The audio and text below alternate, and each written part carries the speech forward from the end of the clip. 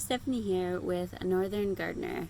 I thought it would be a good idea to talk to you guys about carrots today because a lot of you will be or have already recently planted them in your fall gardens. It's a cool season crop. There are a ton of common varieties, but some of them are Nantes, and they're the easiest to grow, with Scarlet Nantes being a classic orange carrot. There's also Purple Dragon, which is dark purple on the outside and bright orange on the inside. Kaleidoscope, which I'm actually growing right now in my garden. They're a rainbow of colors. There's yellow, purple, orange, white, and like a reddish pinkish. They're not all those colors, but like one full carrot will be one full color. Another carrot that'll come from the same seed will be another full color. Another variety of carrot is the Imperator carrot. It's a classic long and commonly found in the grocery store. And the final one we'll talk about is I think it's called Chantenay. And they're short and stout. They're pretty funny looking. So like I said, I'm currently growing the Kaleidoscope carrots. They're in process right now in my fall garden.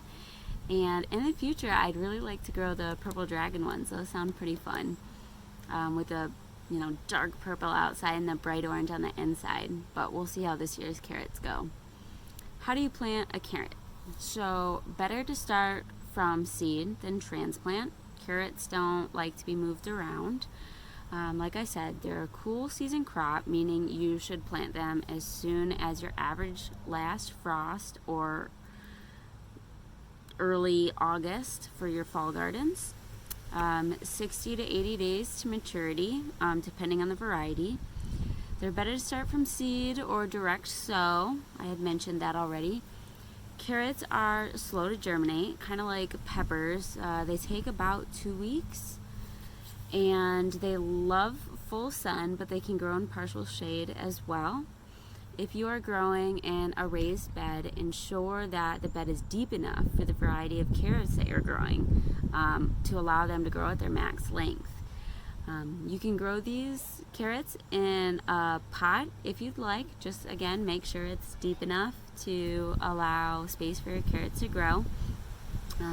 Carrots can easily be overcrowded, and you should start thinning them when they're about 2 inches tall. And ensure that each carrot has an inch between itself and the next carrot. And a good tip for thinning, because they're a root vegetable, their roots are going to become intertwined with each other. And what you can actually do instead is you can just snip off the top right at the soil level instead of trying to pull them out and to separate the roots and risk damaging roots to carrots that you want to leave in the ground.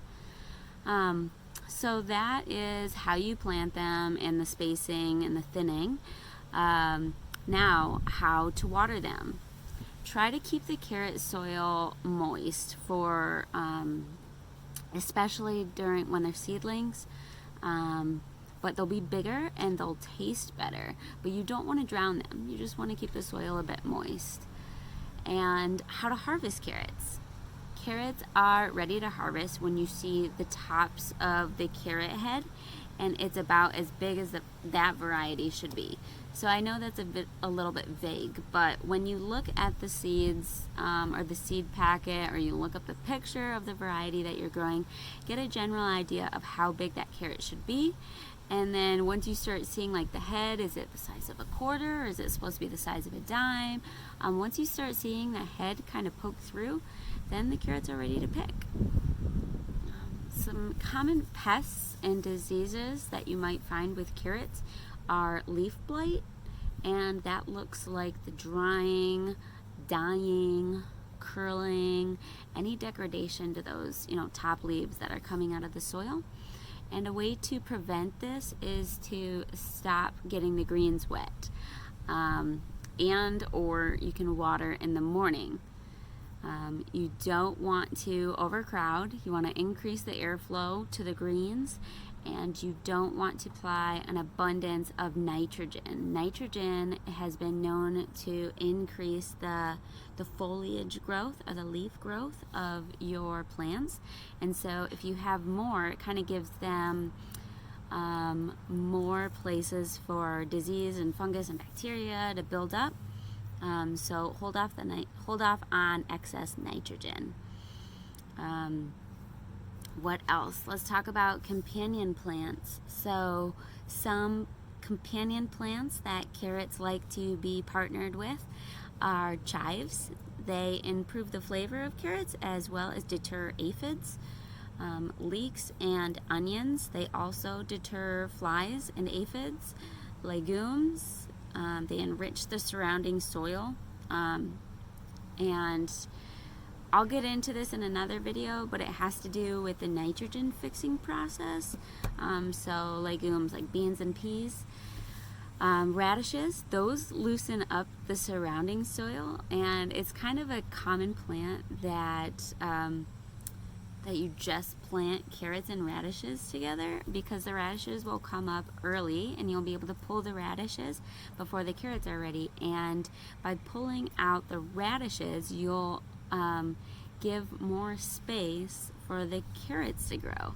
So this is kind of like a foolproof way of not overcrowding your carrots.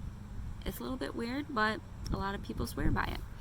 My last companion plant that I'll talk about is nasturtiums, and I can't wait to plant these flowers next year because they deter tons of pests such as cucumber beetles, which plagued my garden this year. Precautions or lessons learned from carrots.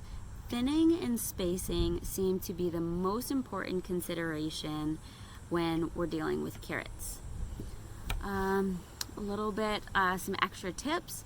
Carrots can be stored in a plastic bag in a single layer in the fridge for several months. Just make sure they're dry when you're storing them, and you can have them all winter long. Most of the information that I got from this video came from Next Level Gardening, formerly known as California Garden TV, as well as Johnny Seeds and Gardening Answers. Thank you.